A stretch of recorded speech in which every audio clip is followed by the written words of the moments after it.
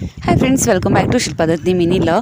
ನಾವು ತುಂಬಾ ಇನ್ಸ್ಟೆಂಟಾಗಿ ಒಂದು ಸ್ವೀಟ್ ರೆಸಿಪಿನ ಮನೆಯಲ್ಲೇ ಮಾಡ್ಕೊಳ್ಬೇಕು ಅಂದರೆ ಈ ಒಂದು ವಿಡಿಯೋನ ನೋಡ್ಕೊಳ್ಳಿ. ಹಾಗೆಯೇ ಒಂದು ಕಂಪ್ಲೀಟ್ ಡಿಟೇಲ್ ವಿಡಿಯೋ ನನ್ನ ಯೂಟ್ಯೂಬ್ ಲಾಂಗ್ ವಿಡಿಯೋದಲ್ಲಿ ಇರುತ್ತೆ, ಚೆಕ್ ಮಾಡ್ಕೊಳ್ಳಿ.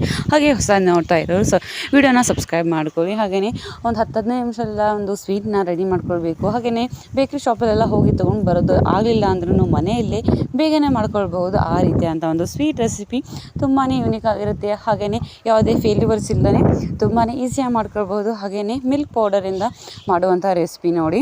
ಹಾಗೆಯೇ ತುಂಬಾ ಈಸಿಯಾಗಿ ಸ್ಪೆಷಲಾಗಿ ಟೇಸ್ಟಿಯಾಗಿ ಕೂಡ ಮಾಡ್ಕೊಳ್ಬಹುದು. ತುಂಬಾ ಚೆನ್ನಾಗಿರುತ್ತೆ. ಜೊತೆಗೆ ಮಕ್ಕಳು ಕೂಡ ಇಷ್ಟಪಟ್ಟು ತಿನ್ನುವಂಥ ರೆಸಿಪಿ. ಹಾಗೆಯೇ ತುಂಬ ಹೆಲ್ತಿಯಾಗಿ ಕೂಡ ಇರುತ್ತೆ.